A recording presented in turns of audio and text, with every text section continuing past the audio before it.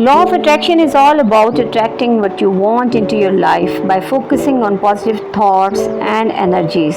When you focus on the good things you want in your life, the universe will bring them to you. अस्सलाम वालेकुम, मैं Sadia Qamar, law of attraction coach, life coach and author of the magic is within you. जादू जो आपके अंदर है, अपने हालात से निकलने का जादू आपके अंदर है, अपने हालात से मुकाबला करने की पूरा पोटेंशियल आपके अंदर है, ताकत आपके अंदर है। बस सिर्फ इस चीज़ को सिर्फ आपने अपनी इनर एबिलिटीज़ को, अपनी क्वालिटीज़ को आपने थोड़ा सा निखारना है और उनके ऊपर ट्रस्ट करना है। तो मैंने एक जगह पे इंस्टाग्राम पे एक पोस्ट देखी और उसमें लिखा हुआ था कि जनाब ऐसी जगह पे जाके बैठे हैं जहाँ पे ऑब्जेक्टिव्स की बात हो, लाइफ गोल्स की बात हो, ट्रांसफॉर्मेशंस की बात हो, मिलियनर बिलियनर बनने की बात हो, तो लेवल ही कुछ और होता है। और वाकई लाइफ का लेवल उस वक्त होता है जिस वक्त आप इन तमाम गॉसिप्स में से, फियर में से, डाउट्स में से, लोगों की जजमेंटल उसमें से, और मतलब लोगों को जज करना और इन चीज़ों में से निकल के अगर आप ना वो थोड़ा सा कंस्ट्रक्टिव साइड पे आएँ तो यकीन करें लाइफ का कुछ लेवल ही और हो जाता है। तो मैं लाइफ के लेवल कुछ और पे हूँ और आज आप लोगों के साथ मैं इमोशनल स्केल के ऊपर बात करूंगी। इमोशनल स्केल को समझना बहुत ज़रूरी है। लाइफ में मैनिफेस्टेशन तो वैसे भी हो रही होती है लाइफ में, लेकिन आपने अपने आप को इमोशनल स्केल पे चेक करना है कि आप इमोशनल स्केल पे कहाँ पे हैं। आज मैं अब्राहम हिक्स के सिर्फ 2 इमोशनल स्केल्स के ऊपर बात करूंगी, सबसे ऊपर टॉप का सबसे ऊपर वाला और सबसे नीचे वाला टॉप का। ठीक है, जो सबसे ऊपर वाला टॉप का है वो पॉजिटिव है, जो सबसे नीचे वाला टॉप का है वो नेगेटिव है। ठीक है, नेगेटिव इमोशंस में जब आप होते हैं, आप क्या चीज़, देखिए मेरी बात सुने, आपके अंदर के मैंने आपको शुरू से कहा है, समझाया कि आपके अंदर एक मैग्नेट है। अब वो मैग्नेट आपसे क्या चीज़ें अट्रैक्ट कर रहा है, आपने इस चीज़ पर ध्यान देना है। अच्छा, अब मैं हूँ टॉप के पॉजिटिव वाले, उसमें इमोशनल स्केल के टॉप के पॉजिटिव वाले सेक्शन में, उसमें जॉयफुल हैं लोग, जॉयफुल होते हैं लोग, हैप्पी होते हैं लोग, एट पीस होते हैं, उनको किसी के आने जाने से कोई फ़र्क नहीं पड़ता, वो वर्दी होते हैं, उनको पता होता है अपनी वर्थ का, और वो अलाइनमेंट में होते हैं। ठीक है, और वो एप्रिसिएशन में होते हैं, मॉड में होते हैं। ठीक है, अच्छा, अब इन तमाम चीज़ों में जब आप होते हैं ना, आप हैप्पी हैं, आप एट पीस हैं, आप जॉयफुल हैं, आप अपने आप को एक लविंग उसमें देख रहे हैं। ठीक है, जब आप ऐसी हालत में होते हैं ना, आप एक फ़्लो में होते हैं, यानी ज़िंदगी एक फ़्लो में चल रही होती है। फ़्लो में मतलब ये होता है कि इसमें बोरियत नहीं है, इसमें वो नहीं है कि यानी आप एक साइकिल के थ्रू घूमे जा रहे हैं। नो, इसमें हर दिन आपके लिए एक अमेजिंग, एक न्यू थिंग लेकर आता है, एक न्यू, मतलब आपने कहीं पे, मैंने सोचा भी नहीं था कि कल मैंने कहाँ पे जाना है। ठीक है, और बेसिकली मतलब बैठे बैठाए मेरे लिए इवेंट्स क्रिएट हो जाते हैं, बैठे बैठाए मेरे लिए मतलब वो मिस्टर बीन का एक मैंने देखा था कि वो बस वो हाथ में पकड़ के वो जा रहे, कभी आगे गाड़ी आके खड़ी हो जाती है, कभी मोटरसाइकिल आके खड़ा हो जाता है, कभी कौन, तो वो अपनी धुन में जाए, मतलब चला जा रहा है। और यही अलाइनमेंट होती है कि आपके हर काम बनते चले जाते हैं। ठीक है, क्योंकि मेरा हर काम हो ही जाता है, everything is always working out for me.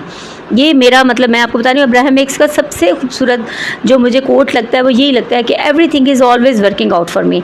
और यहाँ पर मैं बेसिकली एनर्जीज़ के ऊपर बात कर रही हूँ। आप लोग इसको ना दीन के ऊपर या उस चीज़ के ऊपर मत लेके जाएं, इसका दीन से ताल्लुक़ नहीं, इसका एनर्जीज़ के साथ ताल्लुक़ है, इसकी आपकी वाइब्रेशन के साथ ताल्लुक़ है, इसकी आपके थॉट्स के साथ ताल्लुक़ है। ठीक है, इसका आप चाहे सिख मज़हब से ताल्लुक़ रखते हैं, चाहे आप क्रिश्चियनिटी से ताल्लुक़ रखते हैं, चाहे आप मुस्लिम हैं, चाहे हिंदू है, जिस मज़हब से भी हैं आप, बेसिकली इसकी टीचिंग्स का जो ताल्लुक़ है वो बेसिकली सिर्फ़ और सिर्फ आपकी एनर्जीज़ और आपकी वाइब्रेशन से है। ठीक है, इसमें अभी हम दीन को नहीं लेकर आएंगे। अच्छा, अब मैं आपको बता रही हूँ कि आप इस कंडीशन में आए, आपने समझ लिया कि जनाब इमोशनल स्केल पे मैं साइंटिफिकली अपने आप को कहाँ पे पाती हूँ कि मैं कहाँ पर मौजूद हूँ। सही है, अब इसके अगेंस्ट आ जाते हैं, उसमें क्या है, यानी नेगेटिव इमोशंस में, इमोशनल स्केल के जो नेगेटिव एस्पेक्ट्स हैं उसमें डाउट्स हैं, फियर्स हैं, हेट्रेड है, जेलसी है, हेट्रेड है, गॉसिप्स हैं। क्यों गॉसिप से मना किया गया है? क्यों मना किया गया है कि मत, बुरा गुमान गुनाह है, बुरा गुमान अपने बहन भाइयों के लिए, बुरा गुमान अपने दोस्तों के लिए, बुरा गुमान अपने बॉस के लिए, बुरा गुमान अपनी औलाद के लिए, हर चीज़ गुनाह है, मत करें ऐसा। ठीक है, अच्छा, अब यहाँ पे अगर आप इस कंडीशन में हैं, अब इसमें आपने अपने आप को खुद जज करना है कि are you doubtful about your results, are you doubtful about your life, are you doubtful about your life goals. Okay, आप इस चीज़ को पहले जज करें। और are you happy, are you in alignment. मैं अलाइनमेंट का वर्ड बहुत ज़्यादा यूज़ करती हूँ। और अब्राहम हिक्स ने जो रीसेंट उनका 2023 का जो सेमिनार हुआ है, जो कॉन्फ्रेंस उन्होंने की है, उसमें आपको पता है उन्होंने किसकी एग्जाम्पल दी है? उन्होंने एग्जाम्पल दी है अलाइनमेंट की, कि इस वक्त हमारे सामने एक बहुत बड़ी एग्जाम्पल है अलाइनमेंट की, और वो टेलर स्विफ्ट की है। टेलर स्विफ्ट का नाम सुने, इरास का उसका जो टूर शुरू उसने किया था, ठीक है, उसके साथ कितने लोगों ने गलत किया। उसका बेसिकली वो जो सॉन्ग राइटर थी, तो उसके सॉन्ग राइटर के कॉपीराइट्स उन्होंने लिखवा लिए। अच्छा, उसकी फिर कंपनी के जो बेसिकली शेयर्स थे वो भी उससे ले लिए। उसको बिल्कुल मतलब उसको उसका प्रॉफिट नहीं दिया गया। जो गाने वो बनाती थी वही गाने कंपनी ने आगे से बेचना शुरू कर दिया। जिस वक्त उसको तमाम सूरत हाल का पता चला, उसने कुछ भी नहीं किया। उसने किसी को जाके स्कोल्डिंग नहीं की, उसने किसी को जाके बुरा भला नहीं कहा। उसने जाते साथ ही उसने फ़ौरन उसका तोड़ निकाला ना, ठीक है। उसने वही गाने वो, और उसके एक इंटरव्यू में उसने बड़ी ज़बरदस्त बात की। मैंने जैसे इब्राहम हिक्स के इंटरव्यू में ये सुना कि उन्होंने इब्राहम हिक्स ने टेलर स्विफ्ट के बारे में ये कहा, तो मैंने फिर उसके बाद उसको गूगल किया, यूट्यूब पे मैंने उसकी वीडियोज़ निकाल के देखी, उसके इंटरव्यूज़ निकाल के देखे। और जब इंटरव्यूज़ निकाल के देखे तो उसमें एक रिपोर्टर जो है वो जब उससे क्वेश्चन करता है, कहता है कि तुम्हारे साथ इतना सब कुछ कर दिया है, तो क्या तुम इसके लिए लीगल नोटिस लोगी? तो उसने कहा, no, I don't have time to fight any more. मेरे पास टाइम नहीं है कि मैं जाके लड़ाइयाँ करूँ। मेरे पास ये है कि जब मैं एक दफ़ा वो गाना क्रिएट कर सकती हूँ तो मैं दूसरी बार भी कर सकती हूँ, और इस दफ़ा मैं सरप्राइज़ करूँगी लोगों को। और उसने ऐसे सरप्राइज़ किया कि उसने इराक़ के जो अभी उसके टूर्स हुए हैं पूरे यूएसए में, आप यकीन करें उसने एक हिस्ट्री बना ली है। वो टेलर स्विफ्ट जो है वो फर्स्ट फीमेल आर्टिस्ट है जिसको स्पॉटिफाई पे सबसे ज़्यादा उसको सुना गया है, उसको सर्च किया गया। तो ये चीज़ होती है कि अलाइनमेंट इस चीज़ को कहते हैं कि आप मूव ऑन करते हैं, आप झगड़ों में नहीं पड़ते, आप अपनी नेगेटिव्स।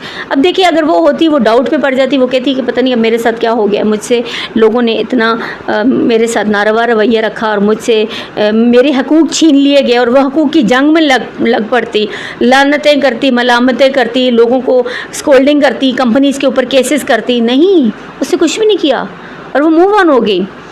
और वो मूव ऑन होने के बाद क्या हुआ कि इस वक्त उसका रिकॉर्ड तोड़, उसने आपको पता है $70,000 $50,000 उसने अपने हर ट्रक जिस पे उसका सारा क्रू जाता है, उसने $50,000 अपने एक एक ट्रक ड्राइवर को दिए हैं। तो ये मैं आपको इसलिए बता रही हूँ कि टेलर स्विफ्ट जो है इस वक्त अब्राहम हिक्स के मुताबिक अलाइनमेंट के हाईएस्ट लेवल पे है। अलाइनमेंट की मिसाल हम उसकी आपको दे रहे हैं, ठीक है। अब यहाँ पे आ जाता है आपने जज कैसे करना है। आप देखिए, मेरी बात सुने, आप मेडिटेट करते हैं, आप 15 मिनट के लिए साइड पे होके बैठ जाएं जहाँ पे कोई आपको डिस्टर्ब ना करे। अंदर अपनी ज़िंदगी का जायज़ा लीजिए, अंदर अपने आप को खंगालिए, फरोलें अंदर कि क्या चल रहा है, ठीक है। क्या आप अंदर से इतने दुखी हैं? बेशक हम हंसते हैं, मुस्कुराते हैं, सब कुछ है, लेकिन अंदर हमारे बहुत ज़्यादा हीलिंग की ज़रूरत है।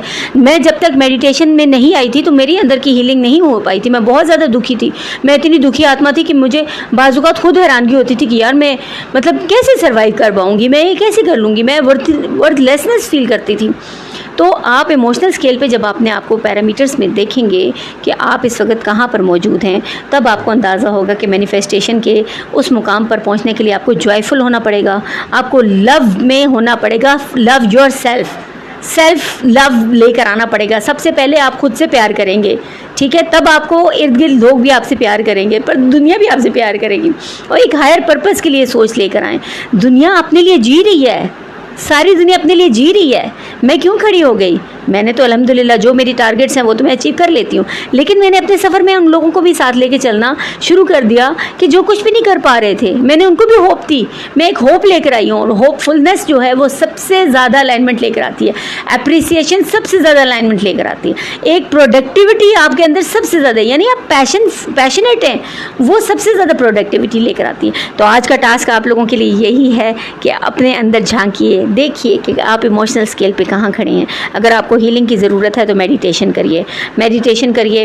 होओपोनोपोनो प्रेयर को आप यूट्यूब पे सर्च करें और आप देखिए कि उसको अगर आप यूज़ कर सकते हैं तो आप उसको यूज़ करें। और मुझे वीडियोस के फीडबैक दीजिए, कोई कमेंट दीजिए, कोई मुझसे टॉपिक्स के ऊपर बात करवाइए। अब नेक्स्ट वीडियो जो मैं बनाने लगी हूँ वो है जॉब्स के ऊपर के जॉब्स कैसे मैनिफेस्ट की जाए।